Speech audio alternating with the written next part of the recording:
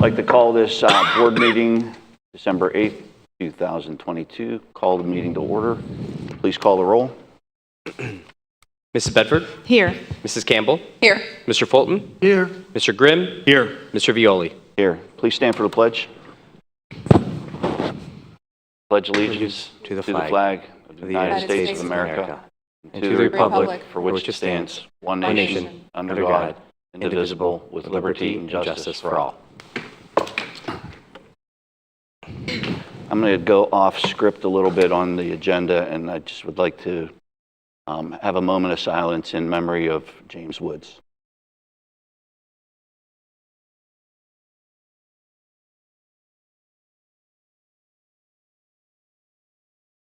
Thank you. Do we have anybody signed up for public comment? Was there anybody signed for public comments? When I came in, there was not. There's nothing on the sheet. Okay, thank you. Thank you. Moving on to reports, superintendent's reports. Or I'm sorry, approval of minutes. It is recommended the Board of Education approve the minutes from the November 10th, 2022 as submitted. Motion to approve? I'll second. We have a first and a second. Any comments? Hearing none, please call the roll. Mr. Grimm? Yes. Mrs. Campbell? Yes. Mrs. Bedford? Yes. Mr. Fulton? Yes. Mr. Violi? Yes, motion carried. Moving on to reports, superintendent's report. Thank you, Mr. Violi. I would like to begin with our positive reflections. I'm going to go ahead and start, and just bear with me. I want to share from a positive standpoint how proud I am of the Streetsboro students, staff, community, and how they handled the passing of James. It was an awful experience for all of them, one that as parents and as adults, we hope none of our students and adults ever have to live through. They handled it with grace. They picked each other up when they needed to. And it was truly a sad moment, but it was amazing to see how our students handled themselves. I want to tip my hat to our crisis management team. And we have a couple members here in the audience. They're counselors from around the county that helped facilitate the 2 days. And then I really want to tip my hat to Mr. and Mrs. Woods and how courageous they are. I've been in contact with them almost every day, and I've never seen two people more amazing and courageous than they are. And they've asked me to help.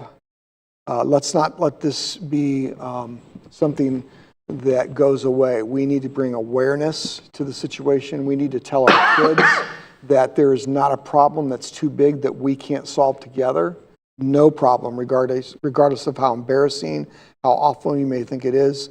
Families can solve any problem that is put in front of you. Just give your families a chance to do that. And one other quick comment. This is receiving national attention. And the article that was co-authored by our CARES team, the police chief and myself, primarily our CARES team, has been sent out now across the nation. I've had several superintendents call me and ask if they can publish that to their website, send it out to their students. We know for a fact that several districts across Ohio sent that out and have uncovered similar cases. So it's good that the message is getting out there. And I spoke this week to our House Representative, Gail Pavlica, who spoke to the Lieutenant Governor and the Governor. And following Christmas break, it's the intention of Representative Pavlica to invite the Woods, myself, and the police chief down to Columbus to testify in hearings. And we're hoping that this then will drive a bipartisan bill to attack this head on, because this can't continue to happen to our students. So I know that has a little bit of a negative overtone to it, but circling back, I just want to thank our students and our staff, our CARES team, and most importantly, the Woods for being so courageous and sharing this story. Thank you, Mr. Dalbaugh. I'll go next. Positive reflection. I just want to say that this is my last meeting as board president, and I wanted to recognize the people that are up here on stage and thank them for the support this past year and all the hard work. And that goes for all the board members and the administrators that are here at the table. So I wanted to just say that I appreciate all of you, and I believe that we're in a better place because of all of us. So thank you.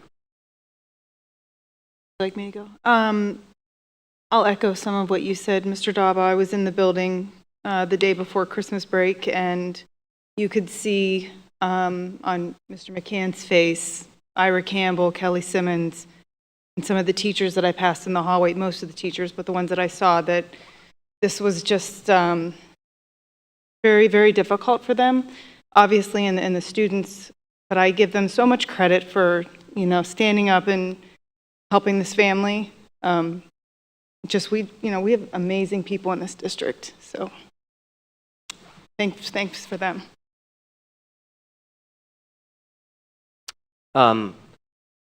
This is obviously it's a time of the holidays. It's a wonderful time of the year, but then we also realize that there are families and people struggling out there. I would like to highlight one positive that is on our donations tonight, if you don't mind, Mr. Violi. Kayla Ondash, which is the daughter of Mrs. Ondash at Deffer, contacted us and donated $850 to the Deffer Lunch Program, eliminating a lot of or all of that food service debt for various families and kiddos at Deffer. So I want to thank Kayla for that generous donation. Bolton. I'd like to thank the community. I've heard a lot of positive remarks as I walk my daily walk in the neighborhood, and things are looking well for us. All right. First, I want to say about the Sunday Oldies Jukebox, which is part of our high school radio station. They held a 25th anniversary open house this past weekend. As part of the open house, they incorporated a collection for Toys for Tots and a collection for the Streetsboro Community Pantry. And with the help of some of our WSTB student staffers, they collected a nice pile of toys and $144 for Toys for Tots, and a large amount of food, and about $254 for the Community Pantry. So it just shows what kind of students we have in the district. I also wanted to mention about the high school Captain's Council and Mr. TV Paw. I'm not going to say any more than I crossed out most of what I had written down because I see you're going to have a presentation. I think it'll speak for itself, but everything I've been seeing, you guys are doing an awesome job around the community. Thank you. And last is I want to say something about CJ Scarsapino. As our chief business official, he's also a coach for youth football organization, not in this immediate area, but he was recently named Rookie Tackle Coach of the Year by the Cleveland Browns, which we've all been made aware of. And CJ's dedication to children was evident to the Cleveland Browns, and I think it's evident to us as well. CJ brings that same dedication to our students in this district as the head of operations as he does to his youth football program. And I've heard people that we both know mutually talk about him, and it's very positive. So CJ is one of those people, and I know we have many in the district, so I don't mean to just call you out, but CJ is just one of those people that does really good for our district, and I just wanted to say thank you for that. Thank you, Mr. Gross. Appreciate that. I'm going to try and do my positive reflection without getting teary-eyed and all sobby. I knew a long time ago, 26 years ago when I moved here, and then 21 years ago when my daughter entered the district, that we had something really special in this district, that we are a community that takes care of each other. The passing of James has been difficult, not only for his parents, but for everyone. Our police force, those investigating, our administrative staff, the strength that I've seen in our students and our staff has been amazing. But I also want to recognize the students specifically, not just for the support that they've given each other emotionally, but if you looked through the GoFundMe or the PayPal fundraiser, there were students in our district giving $5 and $10 because they felt like that was all they could do. I mean, not all they could do. They were doing anything to do something to make it better. That speaks to the parents in our district, that speaks to the community we've built, that speaks to everything, and that's exactly why I got involved 25 years ago, or 20 years ago, whatever it is now. So I want to say thank you to all of you and the administrative staff, our safety forces. This has been hard for everyone. The Woods family is amazing. I made a promise to Mrs. Woods when I saw her on Saturday that I'm reaching out to the Ohio PTA and National PTA. This is not I'm going to do my best to make sure this doesn't happen to anybody else. So I made it through without sobbing.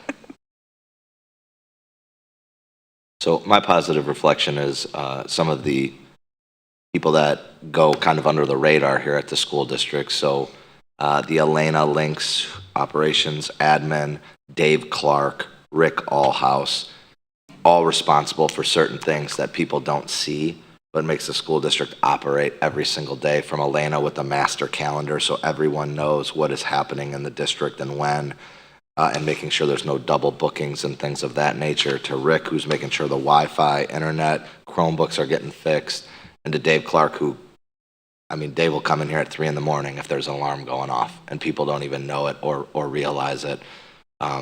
So that happens daily, these people doing these things, and a lot of them go under the radar, so I wanted to make sure that we gave them a shout out in the positive reflection. And then another positive reflection that I had is just, I appreciated the time that was spent in Columbus at Capitol Conference with the team collaborating and talking and sharing and you know, just making a tighter bond here at the school district. So thank you. Okay, thank you, everyone. I really appreciate that. Thank you, audience, for bearing with us. And now I'm actually excited. I didn't know we had students coming tonight. I've been a little overwhelmed with some other things, and I texted Mr. TV Paul a while ago and said, hey, you know, you're on for tonight, right? And he goes, yes, and I'm bringing students. And I was like, thank you. So I'm super excited to hear you guys, see you guys. Thanks for coming. I appreciate it. I'm going to give you a little hint. When you guys are done, you don't have to stay. So if you want to bug out as soon as you're done, you can. But I'm going to hand the gavel over to Mr. TV Paul. Thank you, Mr. Dahlbaugh. And good evening, everyone. There's a lot of positive comments from the board, and I think everybody in the audience and everybody's watching agrees and feels the same kind of emotions that you do as well. So tonight I'm going to share some of the extraordinary things that our student athletes have been doing, not only in our community, but around Northeast Ohio. We have 20 members on our Captain's Council. These are captains from the fall season that are participating in student outreach programs. So in 2011, one of the two things that I implemented when I came here was the student community outreach program, as well as the Athletic Hall of Fame. And they've kind of come together in the last week, as you'll see in these slides, because these slides start from 2011 and they go through just this past week, where we had some of our captains from then that were just inducted in our Hall of Fame. Guys like Alex Todd and Dorian Williams, you'll see them as seniors on this. And some of these folks, let's call them folks, they're no longer students, they're 28, 29 years old, they have their own families now. So it's really a nice thing to reflect back. Faith Devers is going to be one of the students that we see on there. She's currently in law school, so as I told Scott and said, excuse me, Cindy, that they're going to see their daughter in a few of these films. We have a total of about 1,000 hours of community outreach projects from our Captain's Council since 2011. So tonight I'm going to show a slideshow. They're in 2-second increments, so they're going to go pretty quickly. I'm not going to talk about every one because they're primarily pictures. If you have a question at the end or something, I'm sure these gentlemen and women can help us with those questions. But it gives you a historical perspective on what we've been doing.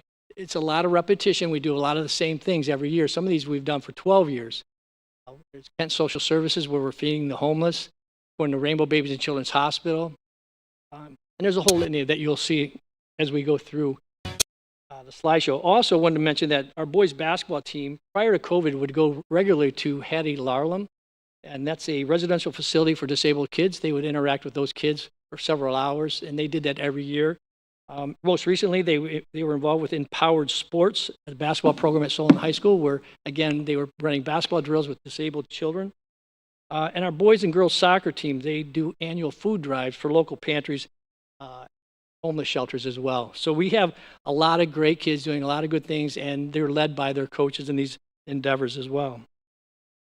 So once we get done with the slide presentation, our captains will come up one at a time and just talk a little bit about what we've done this year. And they just got short scripts they're going to talk about, and certainly they're going to invite you to ask any questions you may want to as well. So without further ado, Matt, if you can get us going here.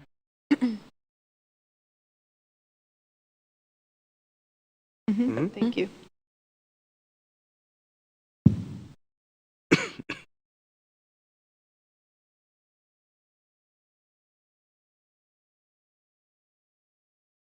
There we go. All right.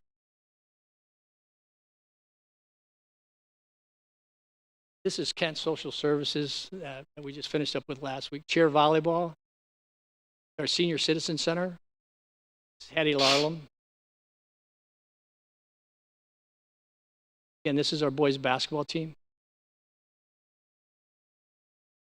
That's Dorian, right? Yeah. Yeah. John Hannon's on the far right. Actually, that's Pete. John went to Crestwood. Can't tell them apart still.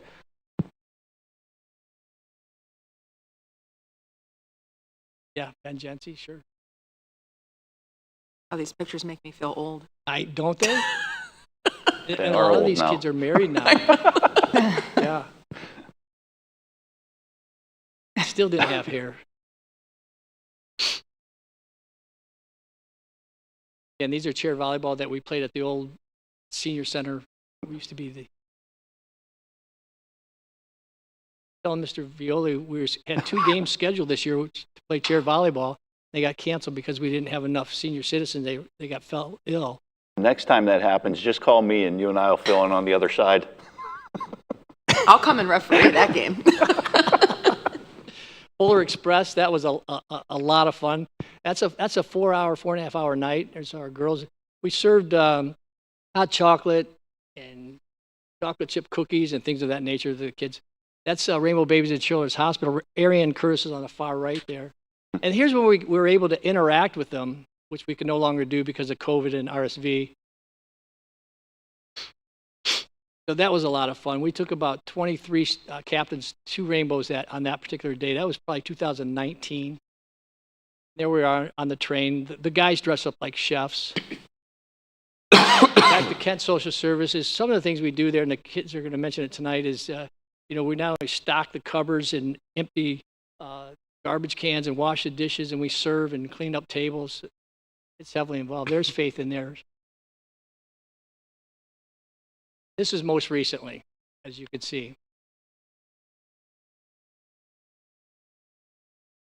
Those are all frozen turkeys. They were freezing holding those, by the way.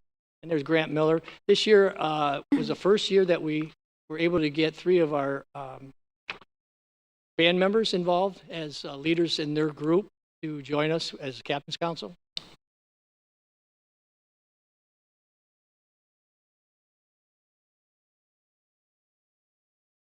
Yeah, we get to put all of our handprints on the wall there, as you can see, with our Captain's Council, so that'll forever be there. That's Marquise. She's been there for 13 years. That's the whole group on the outside. And there's Rainbow Babies and Children's Hospital. Again, we weren't able to interact with them, but we were able to take the last stuffed animals down. Those are the kids on the train that we're waving to as we're dressed as elves.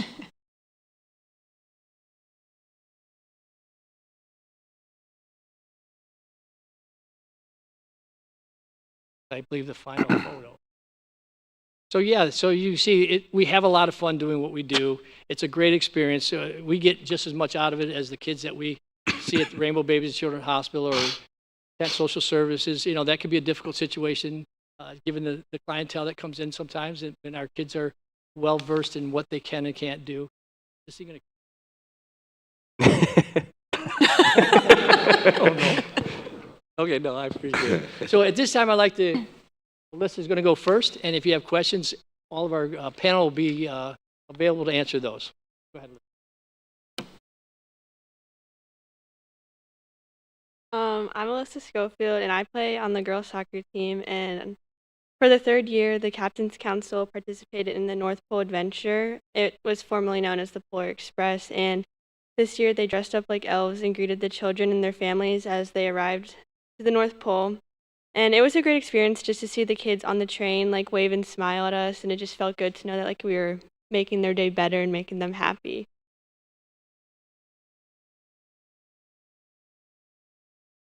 Hi, I'm Abby Myers. I'm a member of the golf team, and this was the 12th year the Captain's Council participated in feeding the homeless at Kent Social Services.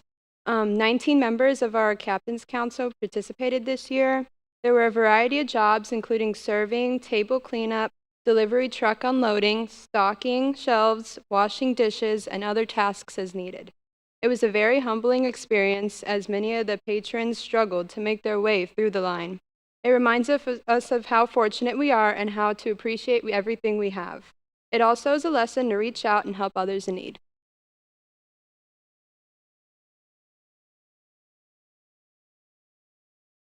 Hello, I'm Courtney Morgan. I'm also a member of the girls golf team.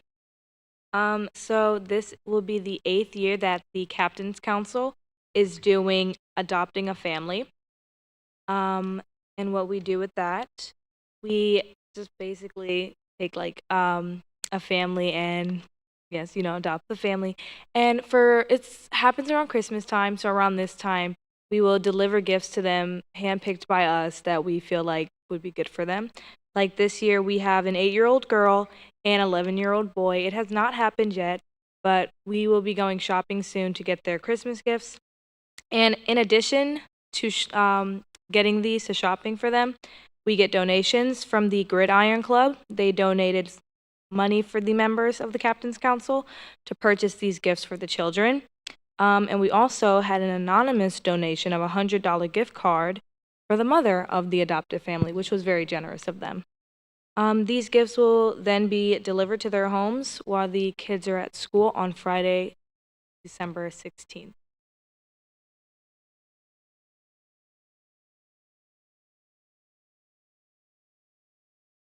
I am Mario Pulio. I'm one of the 2 cross-country captains this year.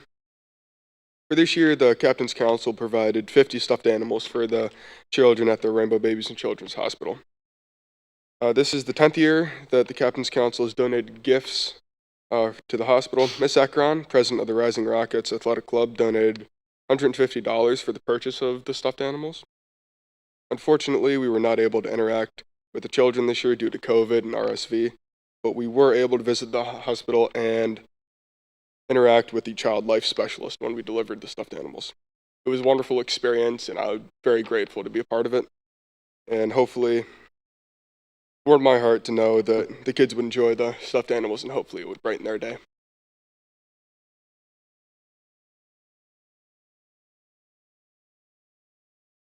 Murphy, the captain of the cross-country team. This will be the 10th year the Captain's Council will play chair volleyball with the senior citizens group. Unfortunately, due to illnesses, both games have been canceled. We do plan to reschedule. We all look forward to brightening their day, I guess.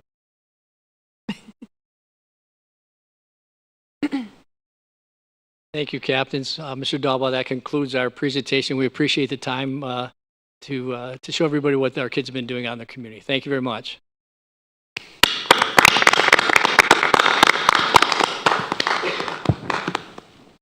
Thank you, Mr. TV Paul, and thank you, students. I appreciate you guys sharing your experiences. That was great. Board, did you have any questions for any of them? I just had a comment. I think you guys are spectacular. I hope you go home and thank your parents for raising amazing kids that are in sports and doing outreach, because you can use that on your resumes, for jobs, for colleges. So I just think it's fantastic. Congratulations. And I echo Mrs. Bedford, one day you'll look back and this changes you in a way when you see people who struggle, or you can provide some kind of a bright light for somebody. It really forges a path. You may have gotten involved because you were pressured to do so, but one day you'll be in service, and it's amazing. You may not realize how people feel when you help them, but it means a lot. So, and I hope you realize that, and I hope you carry that with you for the rest. All right. I just want to say too, I don't have questions, but I think everybody's comments were meaningful and right on point. I will tell you that I sit up here and I almost want to get a little emotional when I see that happening. But you guys made me smile tonight, so I want to say thank you. I don't like these emotional board meetings. It's I'm struggling tonight. Having the students here is supposed to be the bright spot. I need to bring any That's tissues. a good thing. That's a great No, thing, it's Mr. Violi. amazing. It's amazing. It is amazing, and Mr. TV Paul, thank you for bringing this program to us and the kids. And I'm sure you probably get a lot more out of it than most do. And I want to just say I'm impressed with what you've done. So thank you very much. And for those of you that are seniors, when you're having a bad day at college or you're having a bad day in life, go do something for somebody else because it will completely change your mood. Yeah. To echo that, and I apologize. I'm No, you're not good. a board member, but I swam in. I swam in college. I was a head swim coach for 10 years before coming to here.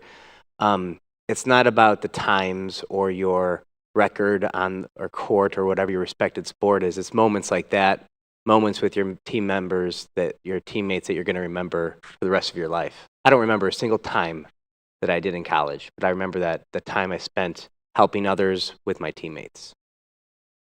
I think you guys are amazing. That was amazing. Gave me chills, like for real. I just have one quick question. Why is there no picture of Mr. TV Paw dressed as an elf at the Polar Express? That is the main question that I had. I kept looking for it and looking for it, but I didn't see it. Maybe next year, right? Or if you have one, We need an elf picture next year, Randy. Make it happen. Listen, We get you Buddy the Elf outfit. Listen, I'll dress like an elf right with you, Mr. TV Paw. I'm not opposed to that. So many things I want to say. Thank you very much, you guys. I Congratulations, you appreciate guys. it. yes, thank you. Students, I'll put this on Instagram, Facebook, and Twitter later, so if you want to see yourselves, they'll be up. All right, thank you. Moving on, I'm going to have Mr. Isle come to the podium, and he is going to give an update on our staff collaboration day that the board so graciously approved 3 of those this school year and 4 for next year. So Matt's going to give a quick overview on that. So as he's preparing, he did another Prezi, so. I do have a question for you, though, before you start. Are you super pumped?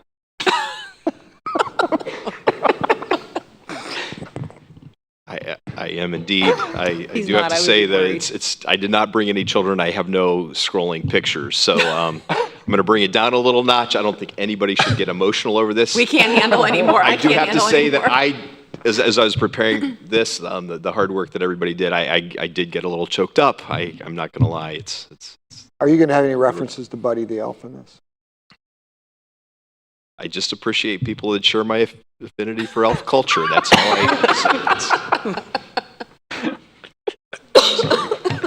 the best way to spread Christmas cheer is to sing loud for all to hear. And I'm not going to sing my presentations. There we go. Okay, that's it, Mike.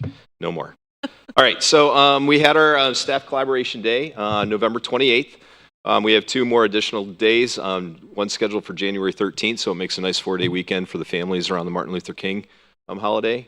And also on Monday, March 27th. So for our families, it gives them an extra day attached to our spring break. So hopefully we're so appreciative of our community because we know that's whenever we're out of school, it's tough on families, but we really, really appreciate it because the whole purpose of this day is the big circle, and that's to improve student outcomes.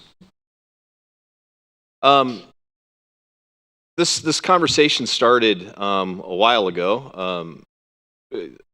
Our principal team, they met over the summer, and they talked a lot about retooling and what we wanted our schools to look like, and they really embraced Rick DeFore's work on professional learning communities. So all of our teacher-based teams are now called PLCs in short, and I really want to give a shout out to our principals. And the basis of Rick DeFore's work is based around 3 very, on the surface, seem very simple questions. Number 1, what do we expect students to learn? That's curriculum alignment. Number 2, how will we know that they learned it? It's assessment and data analysis. And what do we do if they do or do not learn it the way we need them to? And again, those 3 questions seem quite simple on the surface, but when you really dig into it,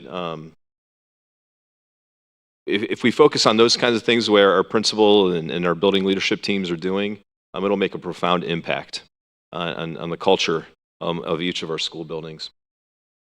And I wanted to talk briefly, I don't want to bore you with too much research, something that I enjoy, but collective teacher efficacy is according to John Hattie, and he's a world-renowned researcher. His work's been out. It's called Visible Learning for Teachers. Has been out for over a decade now. he's taken a look at meta-analysis of all kinds of things that impact, either positively impact education and learning or negatively impact education and learning, and basically put them all on a continuum and of over 200 different things that might impact learning, from one-to-one tech integration to single-parent households to retention rates to all kinds of things. He says the number one influence on achievement with an effect size of 1.57, a 0.4 meaning that that's right there where it should be. 1.57 is this collective teacher efficacy. And his definition is collective efficacy is collaborative conversation based on evidence. And I pulled this other quote out of some article somewhere. A staff that believes they can collectively accomplish great things and have the time to collaborate very likely will succeed. So I want to thank the Board of Education for giving us these 3 days. They're critically important. We did ask the principals, we directed the principals to make sure that they have a summary of what their PLCs, or professional learning community teams, did on this day. And one of the things I was really excited about, I'm not going to say I was pumped, I almost said it. I was really excited about, they're like, oh, Matt, that's really easy to do because it's just a continuation of the work they're already doing. They do have, all the teams do have PLC time embedded into their day. And so they said it'll be really easy to get you that summary. So it was really nice. And when I pulled all that together, we had about 80% of the teams respond so far. I'm still collecting it. I was just kind of running out of time. I was able to kind of group them into 3 big buckets. Again, curriculum alignment, assessment, and data analysis. So I was really excited that that's what was reported, because that means that we're talking and thinking and about the right things according to DeFore's work. So that's a huge tribute to the work that our principals are doing, leading their buildings. Oh, what just happened? I apologize. I think I clicked it. So let's take a look at curriculum alignment. Teaching teams reviewed their current curriculum and aligned their learning scope and sequence to the state standards.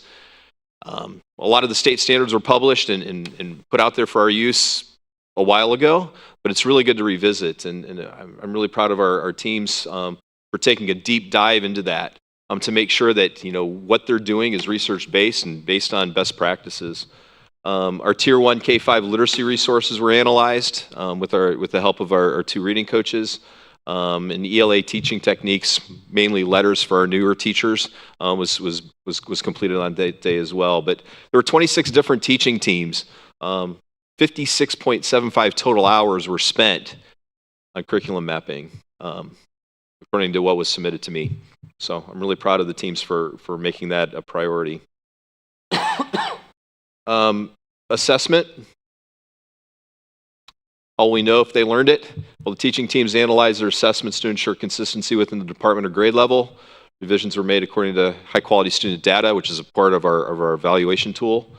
5 different teaching teams focused on that for a total of 12 and a half hours spent during that day. Now, remember, it was only about a 6-hour day. We gave everybody an hour-long lunch break because oftentimes teachers don't get full hour, an hour break.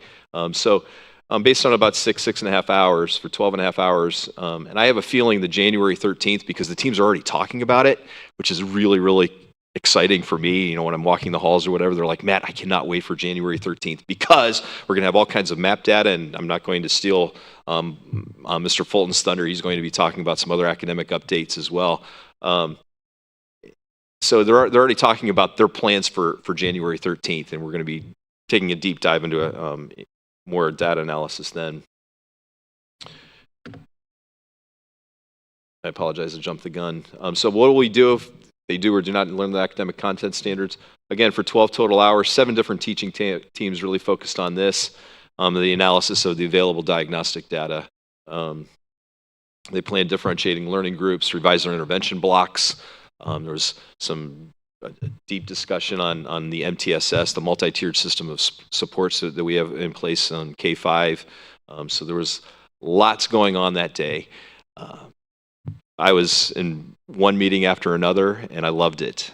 What's really tough is the amount of emails that come through saying, Matt, we need this and we need that and we need this, and hey, can we do this and can we do that? And I'm like, we can do anything we want. We can't do everything you want, but there we are. So thank you again for giving me the platform and the podium and a few minutes of your time to talk about what's really, really important here. That's student achievement and learning. So thank you, guys. Do you have any questions for me about that day? I want to point out, I just want to emphasize that the last two buckets that Matt talked about, improving student outcomes and, assessment and data analysis, I can predict, along with what Matt said, that on our January day and our March day, you're going to see those two buckets exponentially increase, because that's when we're going to start to have a lot of data. Right now, we have some of our initial our initial data. As far as the third grade, we're going to be getting the third grade initial testing results this next Tuesday, I believe. Yep. So the teachers are going to start getting a lot of sets of information. Then that's what's going to be used to drive instruction and change in what we're doing in school. So that's why, if any of you are sitting here wondering why did we spend more of our time on curriculum alignment and not as much on assessment and data analysis? Well, because we don't have a ton of data yet. We're starting to get some. It's starting to come in. But I would predict that January and March, you're going to see that flip. Flipped. Absolutely. And the one question I have is, so putting the work into these collaboration days will help you then to better plan for next year, correct? Is that kind of the... Quite frankly, it'll help us better plan for tomorrow. Perfect. And that's what was so nice. And again, kudos to our building level leadership. They've really set the stage, to say this is critically important. I made it blatantly clear of what your expectations were for this day, that it can't just be a free day for us to take a deep breath, although it's wonderful to be able to do that. But it's a day to really dig deep in the stuff that the PLCs have already determined as being critically important to our success. And again, back to Hattie's research, this collective teacher efficacy, giving teachers the time to collaborate. I really believe strongly that we don't need to bring in world-renowned people from wherever to give big presentations. It's the teachers that we have currently on staff. I believe in their abilities, and we just need to give them time to really hone in and take care of business. And Matt, you and I spoke about it this week when we chatted. It's you can see teachers thinking differently. We talked about Mrs. Collins and how fabulous she is. But when a child has already mastered something, it's not, let's move you to the next thing. Let's stick with this to make sure you now have to think about it like this. It's different. You have to go and explain it to me in a different way. And I think, all of sharing that between teachers, different experiences they have, no matter what part of the scale the child is on, I think it's really fascinating, and I'm really glad that that's happening. So am I. And I get to see it quite a bit when we're out and about. And, for a long time, education, maybe here in Streetsboro, but just in general, I myself was one of those, I get to be the master of my own domain. I'm going to close my door and I'm going to teach my kids. And well, according to John Hattie's research, those days are gone. If we really want to tackle it, and really we need to create a collaborative culture where teachers feel empowered. And that's a huge culture shift for a lot of educators that, I don't really want to be watched teaching. I want to kind of do my own thing, but it requires a high level of trust. And we're getting there. And again, this day was very enlightening to me, and nothing but good reports from our principals. We still have a ton of work to do. We're going to continue the hard work that's necessary to get us where we want to be. But I'm going to leave you with this, and I say it all the time like a broken record. We need to provide all the tools necessary so our kids can dream anything that they want to dream. We don't want to be limited by past practice. We want to give those kids the tools necessary. So they want to go to Harvard or Yale or Kent State University or Akron U, they can get there. If they want to own their own business, totally skip that whole thing and just go work for Google or whatever. We want to give them those tools, and it starts in our classrooms. So I can't stop smiling. Smiling's my favorite. Well, and kids learn what they see. I mean, collaboration is such a big part of my career and so many different careers that, you start them now, it will just carry on and get better and better as we go.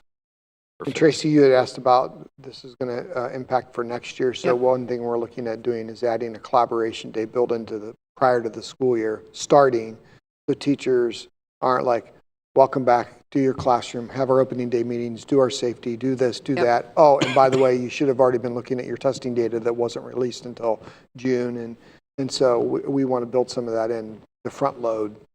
So it's a work in progress, but to the credit of the 5 of you, you guys gave us the green light to do that. And in the past, we were able to secure enough subs to get, building teams together, and, Can't do that. we have a sub shortage. It's different now. The pandemic changed a lot of the things, the metrics that we had. But, Mike and I talked about that during my interview, that teacher collaboration is critical. So thank you for these days, and thank you to our community for Absolutely. Agreed. childcare and all of those other things that go into a day like this. We know that it came at a cost. And we really just appreciate everyone that stepped up to give our teachers the opportunity to collaborate.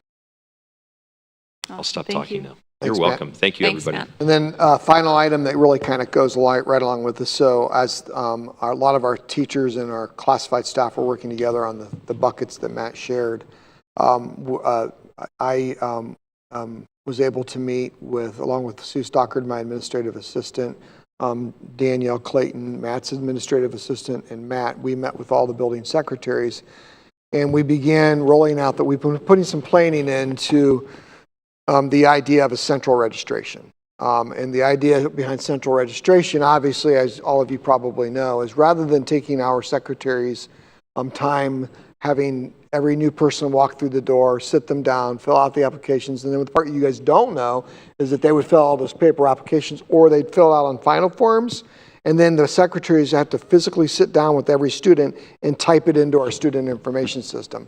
Well, as you can only imagine, that's pretty labor intensive. So we use final forms now in our district, which you guys all know. We use it for students, staff, and also registration.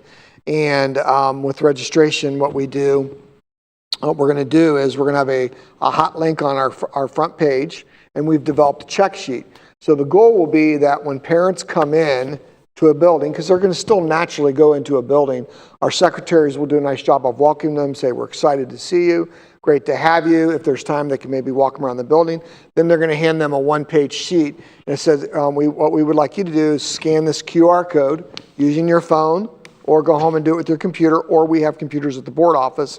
Go in and fill out everything in there. When you're done, call the number that it indicates, which will go right to the board office with Danielle, and then Danielle will then verify the information, hit a button within final forms. Once it's verified, then that information will then immediately push into the SIS. It will no longer have to be done by the secretaries. Now, the secretaries will have to do some verifications, but that's going to be a huge time saver. And then the goal is to have that done within the time the parents hit submit. We review it, hit submit to have those kids in seats within 24 hours. But that will then give our principals, our guidance staff, the time. It could take a little longer at the high school because a lot of times you have to custom design schedules based on where they came from and what they were taking at their other schools. But again, the overall goal is to take this burden off of the staff, the building staff, and put it on parents to do at home, but then we'll facilitate that at the board office. And then the building secretaries will then have to verify some forms that maybe haven't uploaded. Sometimes we have parents come with custody forms and things like that they may not have copies of, and so they'll keep an eye on that to make sure that stuff's uploaded later. Also, we have an idea that, and I would encourage you to take a peek at Ravenna City Schools, go right to their main homepage, follow their registration, because we're going to very much mimic theirs. It's very well done. So what's really cool is that when you click on your specific grade level band, it's going to take you to the page of the school where you can download supply lists. Maybe at the middle school and high school, you can see what clubs kids can join. The student handbook will be there. So all those things will be in one area for people to access so they don't have to search. So we're hoping to do a soft rollout. Final Forms will finish that integration in February.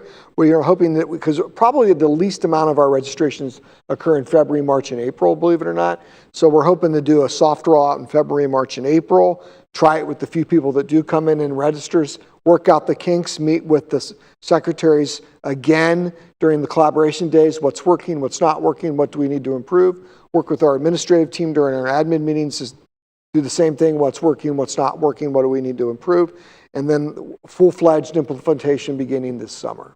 So I just wanted to give you a quick update. I purposely did not bring the handout because it's a work in progress, but I will have that for you probably at the next board meeting because we've almost got that complete.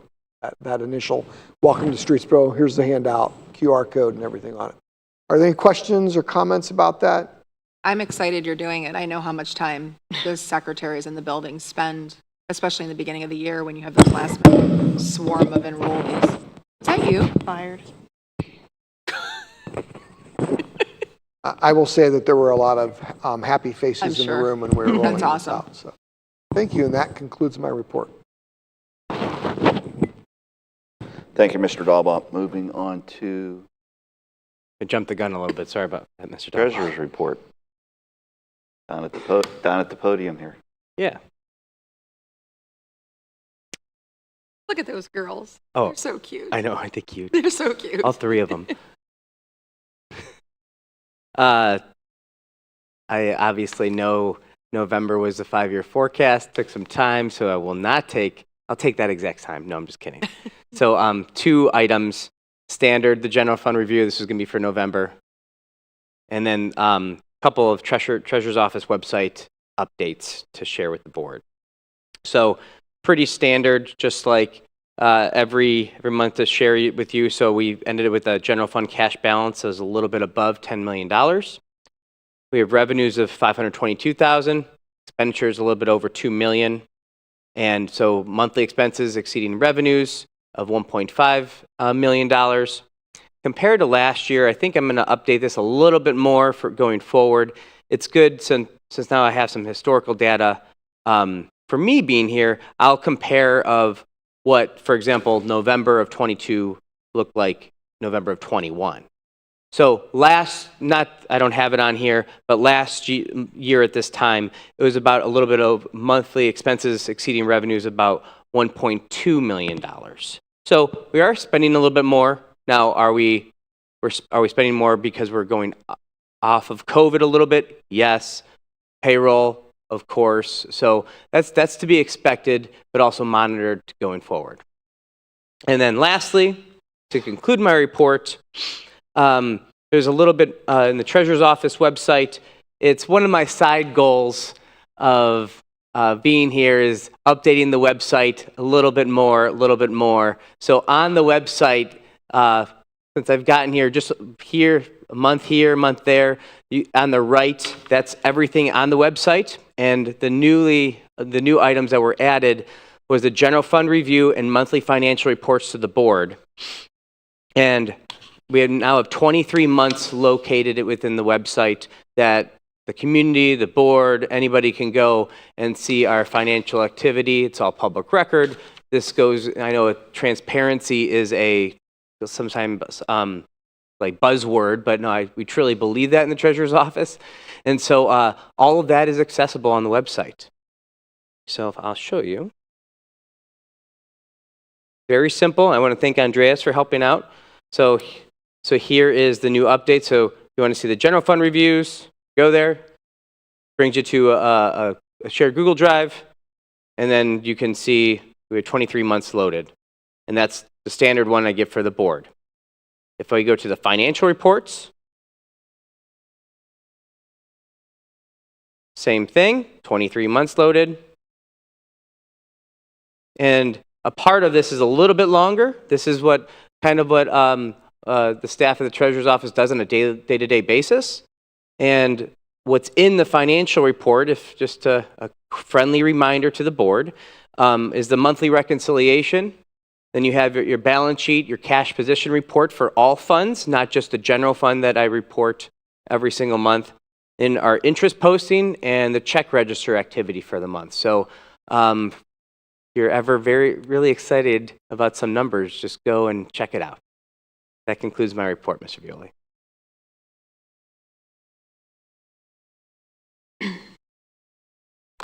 To give you a standing ovation for I almost said quickness. 2 minutes?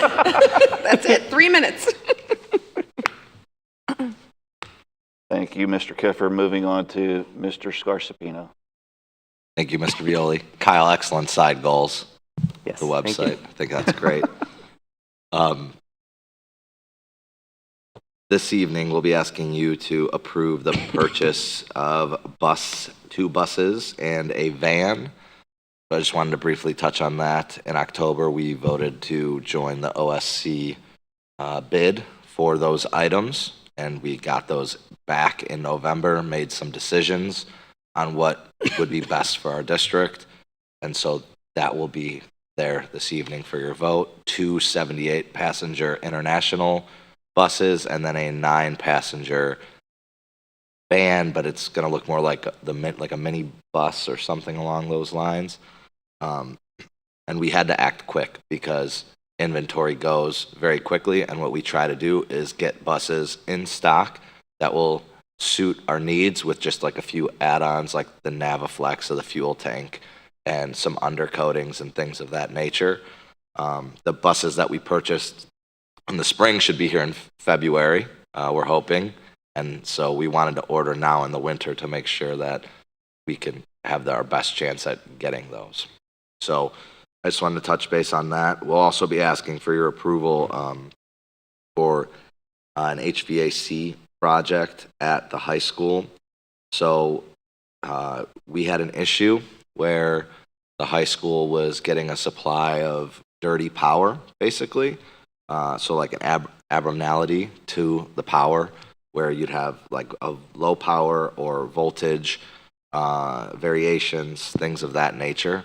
And I don't know how long that has been going on for, but what had happened is it burnt out 3 of the VFD modules or IGBT chips, and we are only running on 1 chiller. Thankfully, we don't need the chiller because it's winter, but we need to get it addressed because we can't have this building running off of 1 chiller system.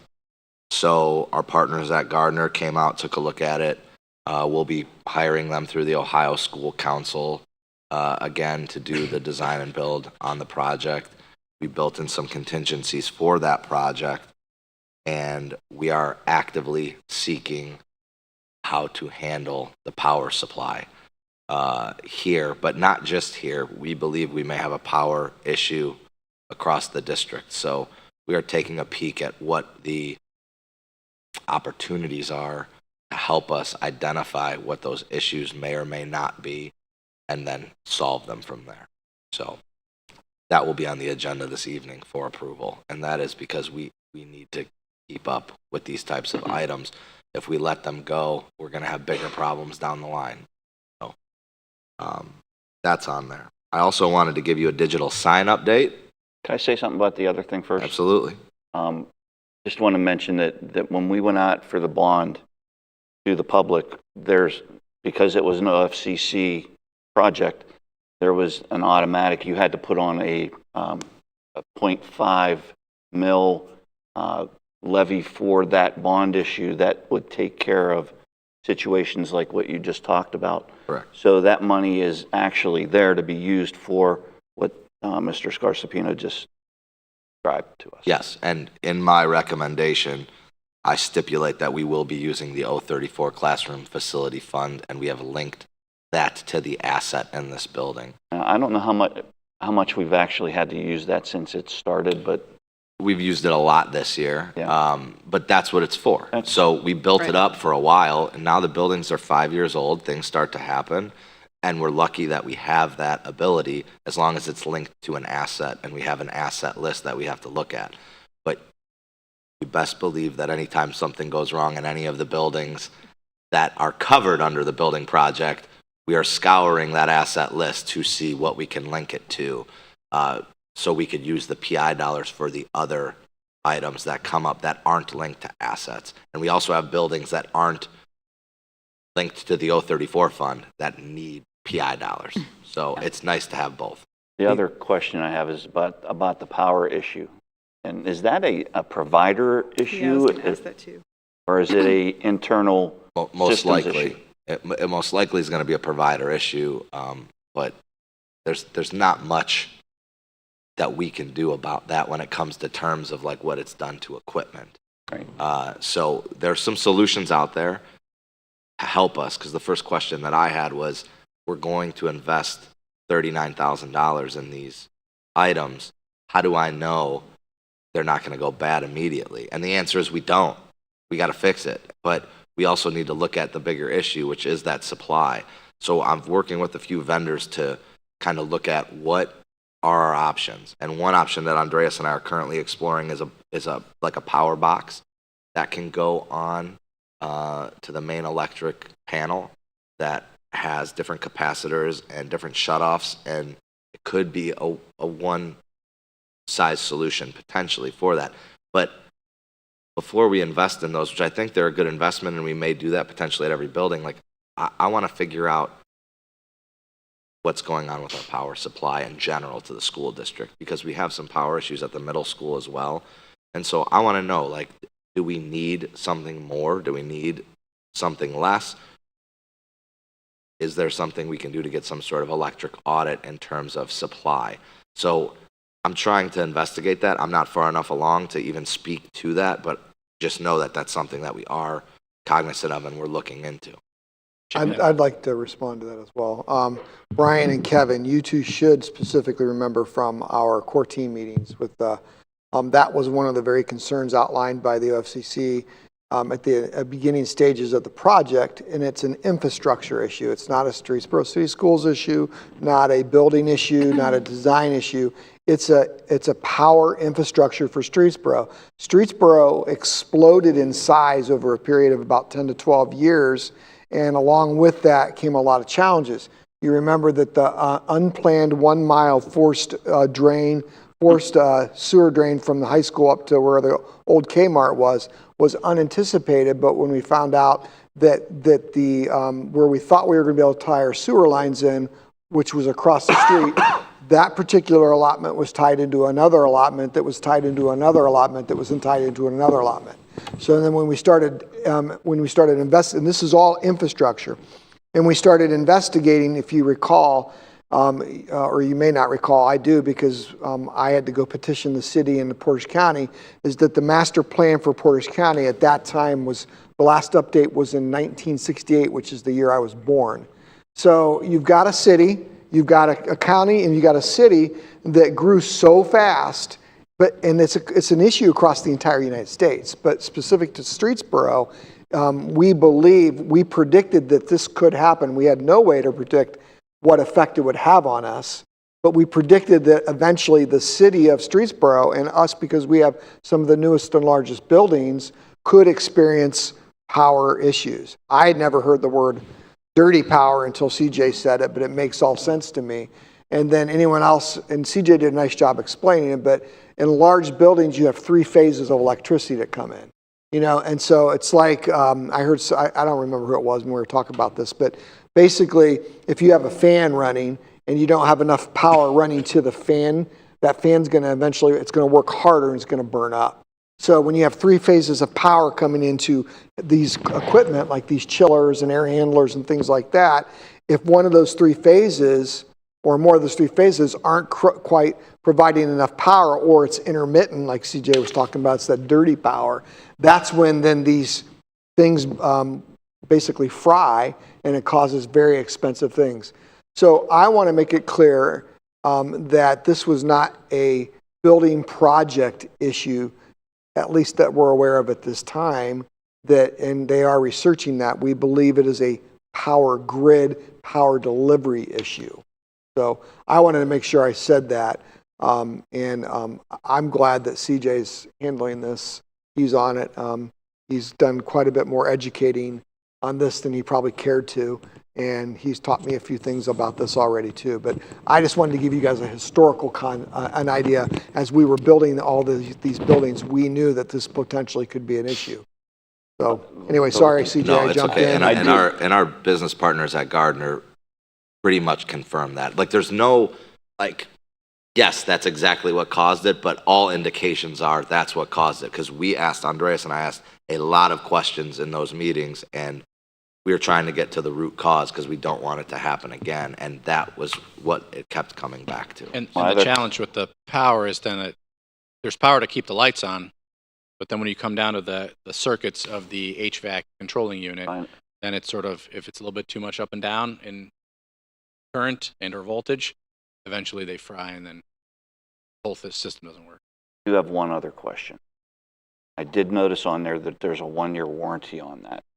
Are they going to cover if there's a failure due to this power thing, or is that going to be an issue going forward? It could be. Every warranty has its outs, right? And is there any way to get a longer warranty?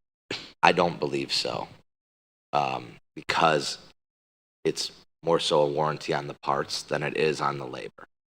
So that would be my answer there. I didn't directly ask that question, but we've done enough business with HVAC vendors to understand that that's typically the standard that's set. We did investigate every warranty possible that could have been on those machines back there. It doesn't exist. They typically give you a warranty on what they can afford to give you based on the cost that they're selling it to you. And so I mean, there's a lot that was goes all into that. investigated, and you know, we tried to do as much as we could to limit what the fix was going to be. 5 years. 5 years is a good time frame. If they give you a 1-year warranty on it, I mean, it's 5 years is a pretty good time. And that's frame. about what the warranty was when they built it and the parts went in. It was 1 year. So, Mr. Violi, to your point before, just on the dollars and cents side, the balance of the 034 is 1.5 million, and expenditures for this year is about 45,000. There's about the same encumbered, so money promised out, and then this is going to add a little bit. But if the 034 fund sounds familiar to the board, last month there was the transfer of $206,000, and that's every November until I think 2036 or something. Yeah, and I just want to make sure that everyone's aware that there's a reason that they made us do that 0.5 mil every year for that fund. It's because there are situations that occur that you're going to need the money. Your original school districts, Akron Public, Cleveland, or Canton City, and some of your Cleveland Metropolitan were the first districts to have the OFCC buildings. And the first districts did not have the requirement of the half-mil levy. And so what started happening was what CJ just described. You open these brand new buildings, things start to break, they're out of warranty, and then the school district doesn't have any money to fix it. So that's why that was a requirement, was the half-mil levy. When I was down in Minerva, we passed our bond issue right out of the chute. And as soon as we passed the bond issue, the OFCC and the legislature said, oh, by the way, now you have to do a half-mil levy. So we had to halt our project and wait until the next election cycle to put a half-mil levy on the ballot. And fortunately, that half-mil levy passed then, and then the project moved forward. But that was right around that would have been in about 1999 to 2000, I think, is when all that started occurring. In the early 2000s then was when then the half-mil then was added on. So It makes sense why they would do it. I mean, you have to be able to support what you're building. we're fortunate to have it, and we're very strategic on how it's Yes. utilized. And Kyle and our team and Mike, we're all on the same page when it comes to that. And they know what the plan is and how we're going to fund it prior to it ever getting to here for sure, but to any sort of, like, we're going to do it. Because when I come to them and operations comes to them, we already have the plan. This is how we're going to do it. This is how we're going to fund it. And this is what it's going to take. And then I wanted to give a digital sign update, unless we don't have any other questions about the HVAC system. One of the most exciting things that's on your reports. Okay, so the update, You don't have to mention it at the end of the meeting. from buildings at the city, the buildings department, is that there is draft legislation will be considered by the Planning Commission at its 12/13 regular meeting, provided that the Planning Commission makes a recommendation and is okay with moving to City Council at the same meeting. Then it will be added to the first Service Committee meeting of Council in 2023 for first read. They must have a public hearing with 30 days notice and 3 reads at City Council. After the 3rd reading, then the amendment takes effect 30 days after it's signed by the mayor. So What does that mean? What, 2027? Thank you. No. So we'll I'm be, like, break it down for me. Yeah, we'll be I able can to- understand. Probably like Next school year. summer. June, July. Probably by Fall, next. If I had start to of guess. Opening of year, next right, school Kev? year, perhaps? Well, we'll have to probably buy a new sign and use the old one for like the back of a chicken coop or something because it's going to be so old that we won't be able to use I'm it. just asking. so what, yeah, so, you know, what we're hoping is once we see some legislation, we have an idea of what may or may not be approved. Yes. And if we can get some specs on a sign, Sure. we could start looking at what it's going to take to put a new sign down at the road and make sure we have the proper power supply Yes. and all of the other items to go with that. Because I would be lying to you today if I said like, oh yeah, we'll just plug that sign in tomorrow and it's Type a little going to message go and right be on done. up and everything's going to work beautifully. I have no idea because that sign's been out there for 5 years and the electric's been out there for 5 years not being utilized and the sign has been in the back of the maintenance department here, Listen, stored the properly. moles could have eaten the but wires. We don't know. These are things that we don't know. So No more. Have we seen any of the proposed, like, language in the ordinance at all to No. see what we're going to be allowed to have? no. And I have asked that once they have that and after it is first seen by the proper Yeah. commissions and becomes part of a public record, that we could get a copy of that so then we can start working with a potential sign manufacturer. If we're even in the zone Yep. that gets passed for signs, if signs even get passed. There's a lot of ifs, so I don't want to be. So this is happening. This There is could be a happening supply chain on what issue. date at the planning commission and then council? What date did you say? The date that I received from The 13th. planning department, the building department, is the 13th. That's a Tuesday. Yes. And they have a regular meeting after that? I didn't look Their all meetings that are up. Monday. I thought Their they- meeting I on thought their Monday. meetings Planning Monday. Commission meets separately from City Council, so they would forward it to City So Council. they'll move that next, that'll go to the next I believe council so, meeting yes. on Yeah. the following Monday. Yeah, probably at the end of the month, in January. I might, And I just want to say, Might while have we to go poke and fun, we're attend that very one. appreciative for the Yes. city and the Yeah. work that they're doing to try and push this forward. I for us. just don't We- want to give any impression that like We're this is done. a slam dunk, that it's Right. done. Yeah. We're not even sure the zoning areas that are going to be proposed because no one has seen the legislation. Well, and if it's just So, city center, like the square correct. area, then we're not in that, so it we're potentially. not sure of any of those items. All we know right now is the process that they're following in order to pass some legislation. Now, once that becomes public, we'll obviously ask to know the when, the where, the how, the what's, what type of signs, and if we fall into that. And then what do we need to do? Is there going to be permits, et cetera, that we have to follow? I'm sure there will be. So we have to, we're a ways away, but there is movement. So I just wanted to update you on the movement. I want to thank you for doing the follow-up with city on this. Yes. Because I don't know that we'd be here if you weren't involved. Not a So problem. thank you. Agreed. You're welcome. Is there any other items on the digital sign? Is Mr. Are McCann you out good, there? You Mr. got Bewley? anything to add, Mr. McCann, about the digital sign like you did last month? You're good? All right. I just wanted to make sure. So then our last topic for this evening is something that Andreas has come up with. I think it's fantastic. A way to contact staff without having all the staff emails on our website, which would then be readily available for any sort of cyber attack or phishing expedition. We worked in conjunction with the superintendent's office on this and presented it to him to make sure he was good with it.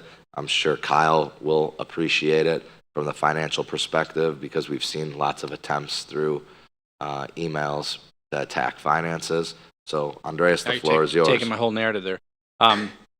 Whatever you do, don't click the link. That's all I'm saying. Do not click the link. Do not click the link. So over the last year or so, we've seen a real uptick in phishing attempts, which are directly targeted attempts to say, hey, click the link, or why don't you transfer your paycheck to this routing number in Las Vegas? And I will say we've probably, in the last year or so, prevented about 10 or so fraudulent kind of moves of money, but then we had continued to battle direct phishing attempts where it's very much like, hey, CJ, I'm sharing a document with you, so I need you to click here. And it's actually not Andreas sending it to CJ, but to the lay user, to the end user you're not checking all your P's and Q's. It looks a lot like it's a share document from CJ or whatever it is.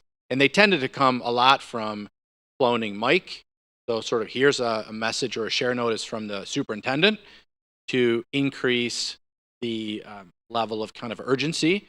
And this is something that they do on purpose. So it's not an AI, it's not a bot that writes these scripts, but they got to start somewhere. And that somewhere is our staff directory that had emails out in the open. The one attempt clued me in to some specific things because they targeted a number of people that only existed in one place on the website. So I was like, they are directly going to our website, grabbing the email addresses, because that's easy. Look for an @ sign, grab stuff before and after, send people. And so this was the old workflow. And so some of our users on the website have discovered that the staff directory like went away because I just took it off. Like I took all email addresses off. There are a few that are kind of going to departments or like to contact form, right? But not to MDalbaugh or whatever they might be, you know? Don't click the link tomorrow. Don't click any links. For the record, it happened twice where they tried to hijack my paycheck That you know of. that I know Listen, of. they're still holding my Social Security check. I'm not giving them $1.5 million. There you go. Or Apple gift cards or whatever they asked for. So that being said, our email system, we use Google for our email system. We do have the highest settings there in terms of checking for spam, checking for phishing.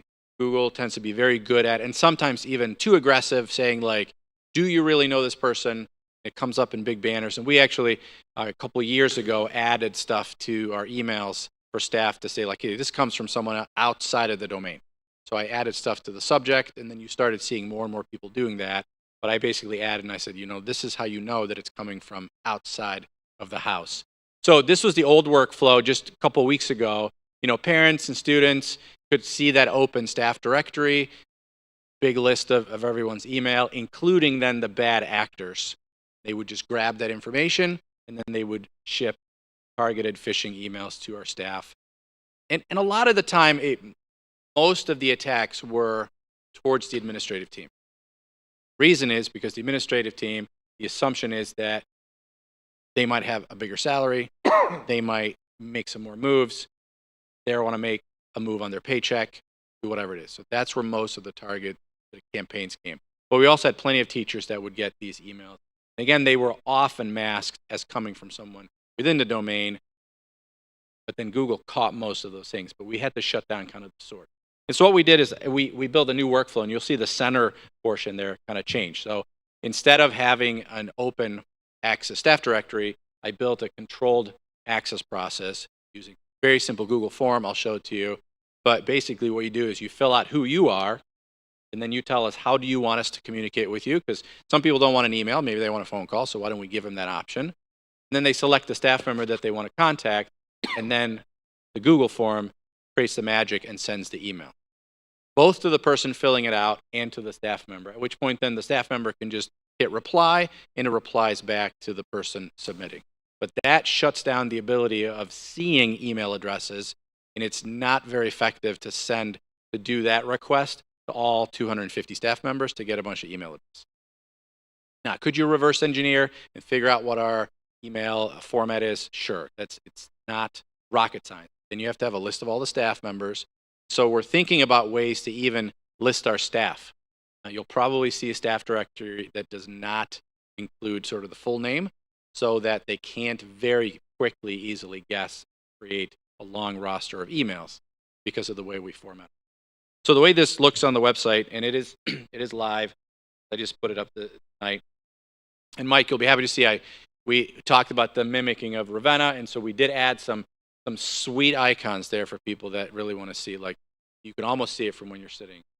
So if you want to go to the staff directory, basically takes you to a page, explains, I'll zoom in here, basically explains the process, like, hey, you're going to fill this out, then a staff member will contact you back, and it'll take you to Google form that anyone can fill out, so it doesn't matter, and this looks great on a mobile device, because we know that most visitors to our website come in off of a mobile device. And I will say that's the tricky bit backing up in terms of web design. So you can have something that looks amazing on a large screen on your laptop, and then 80% of your users come in off of mobile, and then it just looks garbage. And we don't want that, because then people shut down. But basically here, they just go through first name, and then now we put ourselves in the driver's seat. So we said, well, we do need your first name, we need your last name, and you need to put something there. You need to put an email address, and it's not going to let you put something else other than properly formatted email. We do ask for their phone number. We don't mandate that. So if they don't want to put that in, that's fine. But then we ask, how do you want the staff member to reply? Email, phone, or both, or either, right? Doesn't matter. And then that's a choice, and then select their staff member. And the way we pick the list, so we have about 400 staff or so. Half are about classified, and then the other half certified teachers. I work with Sue Stockard at the board office. We created a list that includes obviously all the administrative team, and then all of our certified teachers, then a few other folks that we would expect to get contacted from the website. But it does not include all of our bus drivers. It doesn't include all of our custodians, because they typically don't interact with parents. And this is mostly for parent and community members wanting to reach a staff member, like a child's teacher or something. So then we'll pick on Rick, and then subject and topic, and then their message. So that'll then format as an email, and then it'll ship to that staff member, at which point they can read it. And it'll say, like, this is a message from the website, right? They could reply. And the way we format it is that it replies to their email address. And they also get a copy, so that if you fill it out, you know that something is happening. The worst thing is to fill out a form, click submit, and then nothing happens. You don't hear anything back. I didn't really put on there like, hey, expect an answer in like 24 hours.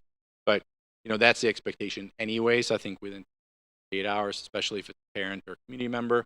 But this way, I think we take back some of that control. We limit hey, here's a spreadsheet of everyone's email campaign. Yeah, I mean, corporations do this, right? I mean, this is my normal. job. This is what I do. Yep. I sell this stuff for a living, but, they're just getting more sophisticated and looking at little ways to do this, but that's what most corporations do. You can't just go and find Kristen Bedford at Checkpoint. Like, you have to figure it out a different way, because this is what they do. Yep. And this is saving our taxpayers money, because if they do make one of those successful, I mean, I've seen, like we have talked about, LA school district, Chicago, DC, I mean, lots and lots of money, because they're held hostage, and they have to pay the money to get their stuff back. I remember the first time it happened to me. I worked in a different school district, but I was next to the superintendent at the time. She's like, what does he want? And I'm like, well, what is happening? We were doing some other planning. She's like, well, our treasurer's emailing back and forth that he really needs a check cut, like right now. Mm-hmm. And they were 5 or 6 email exchanges in. And I'm like, is it really the treasurer that's talking to you? Like, he's in his office. Like, let's go find him. And he's like, I don't know what you're talking about. A whole different entity emailing, and they make it look exactly like the signature and everything. And the urgency is always there. So if anything that you take away from tonight, there's always a level of urgency in the messaging.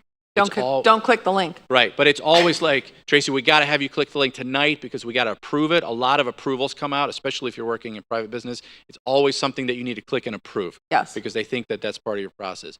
We have instituted, and I think that was 2 years ago or so, or when it really started with paychecks, call the treasurer's office. And the whole team at the treasurer's office know that if they get something in email, call that employee. Hey, it's Sherry from the treasurer's office, or it's Kyle from the treasurer's office. Do you really want to transfer your money to Vegas? Don't know what you're talking about. Karen stopped taking email requests after the first attempt that we ever had. I said, that's it.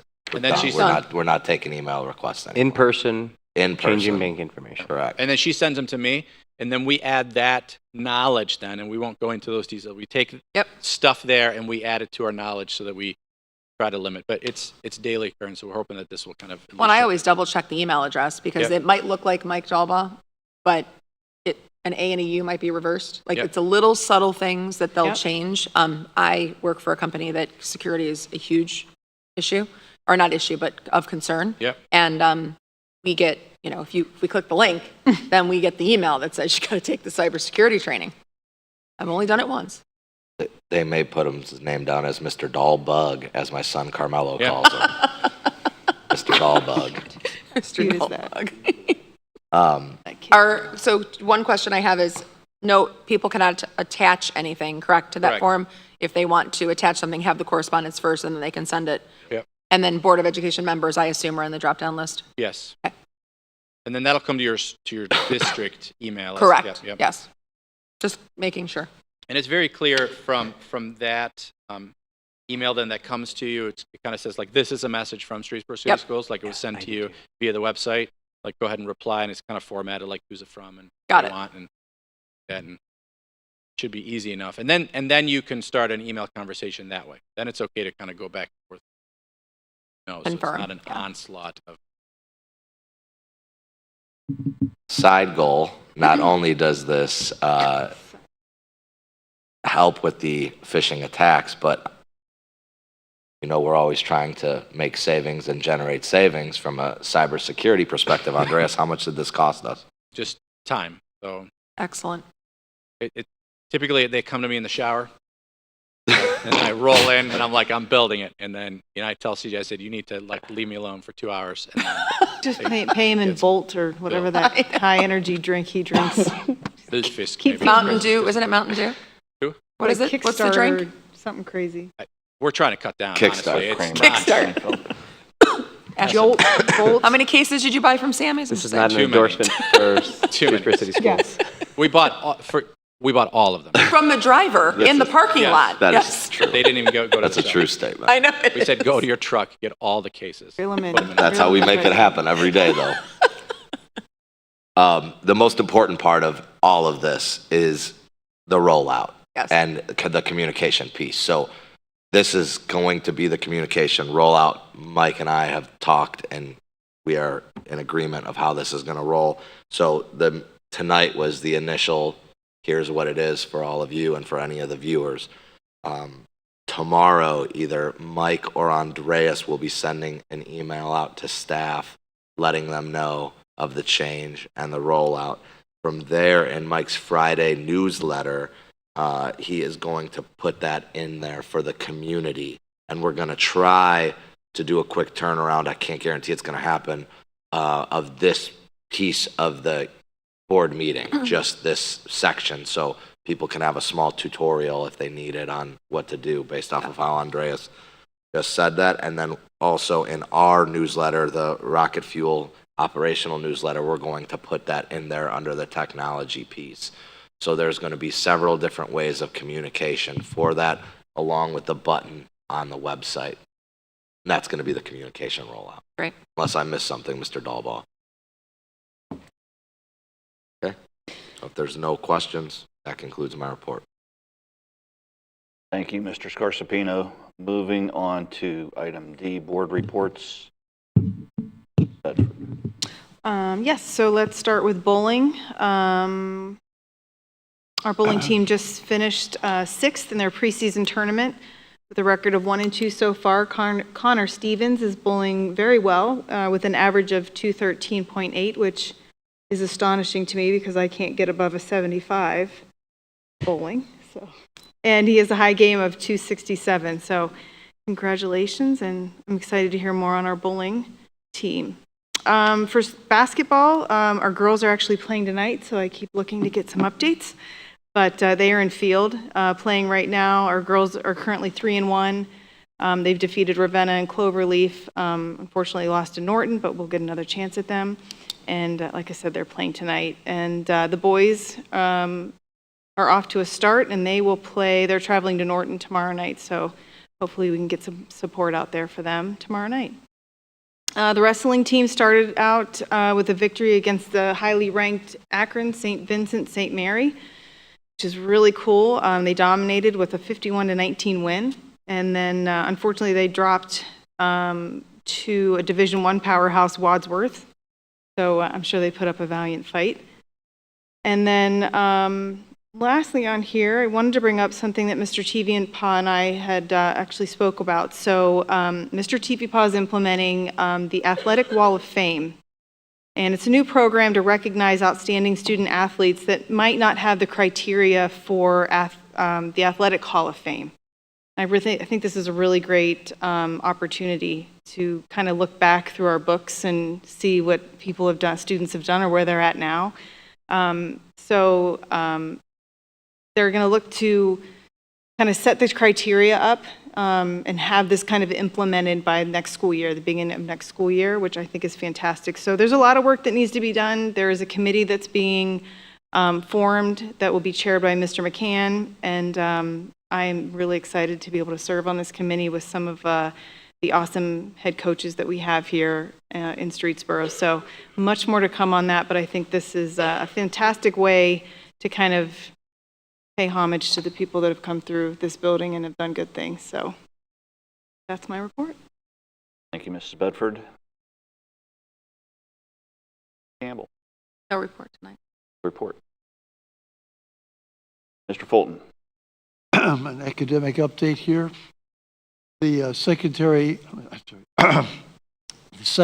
math curriculum implementation took place as fall. High school teachers met with a national trainer in October, and the middle school teachers met with her during the recent collaboration day in November. Teachers have been working hard to use the new resource effectively. In regards to measurement of academic progress tests, they're given 3 times a year. The winter benchmarking test started at Defer on Tuesday. The math tests were given to all students, the SES this morning. The purpose of the math test is to measure growth in reading and mathematics. Tests are given using the Chromebooks in kindergarten through 8th grade, Algebra 1, Geometry, Algebra 2, as well as freshman and sophomore English classes. Math tests are good predictors of future success on the Ohio State test. It can also be used for gifted identification. Our 3rd graders all took the fall reading proficiency test in October. 3rd grade is the only grade level that takes the high stakes test twice in one school year. Results will be made available to districts next Tuesday, December 12th. Teachers will use this information to determine intervention areas. The elementary reading coaches and administrators have been studying new research-based reading curriculum resources. The team is scheduling visits to other districts to talk with teachers about teaching of reading. This curriculum adoption will take place this spring and will be funded in part using the federal pandemic relief grant funding. Line Tier 1 resource, along with the ongoing letters training for our new teachers and special education staff, are the last necessary pieces of the new dyslexia laws currently in place. In regards to a legislative update, basically from the Courier newspapers that I've been picking up on,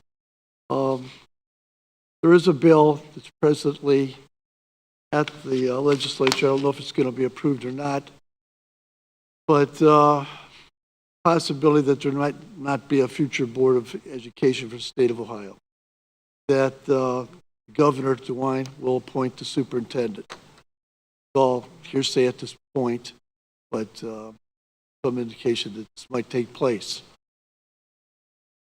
Do you mean at the state level, not? Well, I'm not sure the bill number. Quite get that. Yeah, it's at the state level. Okay. And it has a bipartisan push, and Governor Wine did implement it. And so what it's going to do is it's going to take away a lot of the powers of the state superintendent. There'll still be elected state school board, but they'll take a lot of the powers away from them as well. And it's going to rename the Ohio Department of Education to, and I don't remember the name, but basically focusing on primary or undergraduate education and then career development, workforce development. And the governor, so as you can see that this will become control of the State Department of Education and control of the education system in Ohio is now going to default to the governor's office. And the governor will appoint an executive director who will oversee that. And they're going to move more toward like a committee type format within the Ohio Department of Education. It went through pretty quick, and Governor DeWine did push that through pretty quick. Other than that, Mr. Fulton, board, I don't have a ton more of the details because, like I said, it happened really quick. I mean, it was thousands of pages of a document. It's 2,100 pages. Yeah, I mean, so 2,100 page document that literally passed like that and was signed into law. So you're going to see some pretty sweeping changes occurring.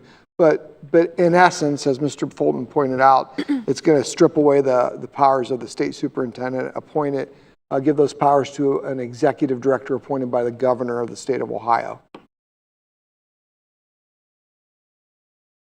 Thank you, Mr. Sorry, Fulton. Mr. Fulton. I'm glad you jumped in because I didn't have the complete information there. And Thank you it's for brand that. new, so it's breaking news, and so I think that was great that you brought that up.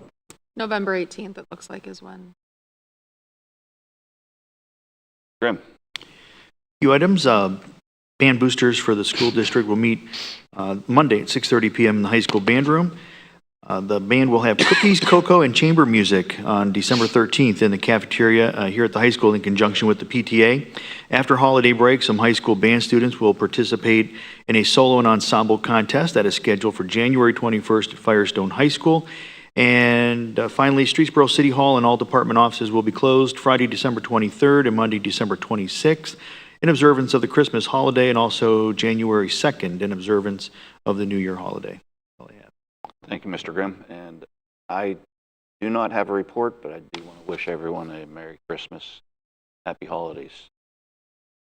Moving on to the consent agenda items. Recommend the Board of Education approve the consent agenda items B through K. I'll move. I'll second. We have a first and a second. Any comments? Kiffer brought up the donations. There's quite a few on there. The one highlighted was Kayla Ondash. That was pretty impressive. So, no other conversation. Please call the roll. Mrs. Campbell? Yes. Mrs. Bedford? Yes. Mr. Fulton? Yes. Mr. Grimm? Yes. Mr. Violi? Yes, motion carried. On to number 5, superintendent's recommendation. I don't have any at this time. Moving on to number 6, treasurer's recommendation. Yes, I have one recommendation. Shouldn't be. It is recommended the Board of Education approve a fund-to-fund transfer from Fund 001 to Fund 035 for $150,000. I'll move. Second. We have a first and a second. Would you like to comment? If this is just from communication over the last couple months for the general fund to the termination benefit account to properly budget for that for now and into the future, which will be revisited by the Fiscal Integrity Committee a couple times a year. Thank you. Call the roll. Mr. Violi? Yes. Mr. Grimm? Yes. Mrs. Bedford? Yes. Mrs. Campbell? Yes. Mr. Fulton? Yes. Motion carried. Moving on to Chief Business Officer's recommendation. Thank you, Mr. Violi. I have several.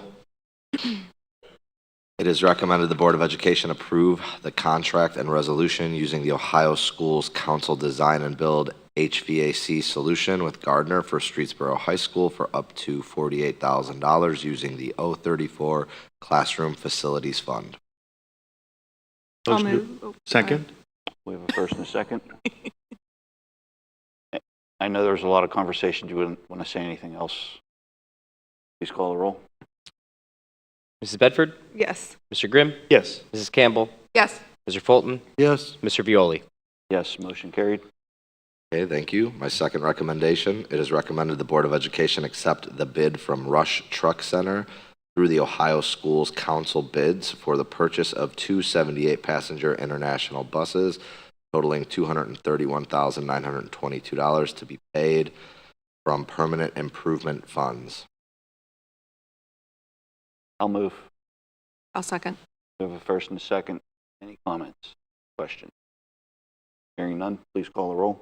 Mr. Violi? Yes. Mrs. Campbell? Yes. Mrs. Bedford? Yes. Mr. Fulton? Yes. Mr. Grimm? Yes. Motion carried. My final recommendation, it is recommended the Board of Education accept the bid from Rush Truck Center through the Ohio School Council's bids for the purchase of 1 9-passenger Chevrolet Collins bus/van totaling $78,553 to be paid from permanent improvement funds. Motion to approve. I'll second. First and second, comments, questions? None, please call the roll. Mr. Grimm? Yes. Mrs. Bedford? Yes. Mrs. Campbell? Yes. Mr. Fulton? Yes. Mr. Violi? Yes, motion carried. That concludes my recommendations. Thank you. Thank you, Mr. Scarpino. Moving on to new business. Do we have any new business? Hearing none. Don't have old business because we talked about it. Early in the meeting, we talked Unless about, anybody got that has out of the way. anything else? Okay, and then we're going to move on to board president's recommendations. Executive session. Okay. Recommend the Board of Education enter into executive session to consider the discipline with respect to a public employee or official with possible action to follow. Motion to approve or second, whatever you want. I'll take either. Mr. Grimm, Mrs. Campbell, second. Get along with. Please call the roll. Mr. Grimm, Yes. Mrs. Campbell, Yes. Mrs. Bedford, Yes. Mr. Fulton, Yes. Mr. Violi. Yes, motion carried. We are in executive session at 7:07. Yeah.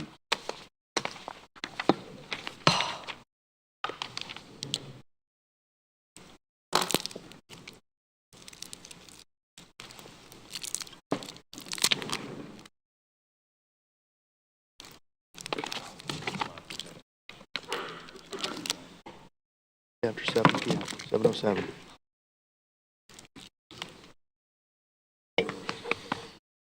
Yes.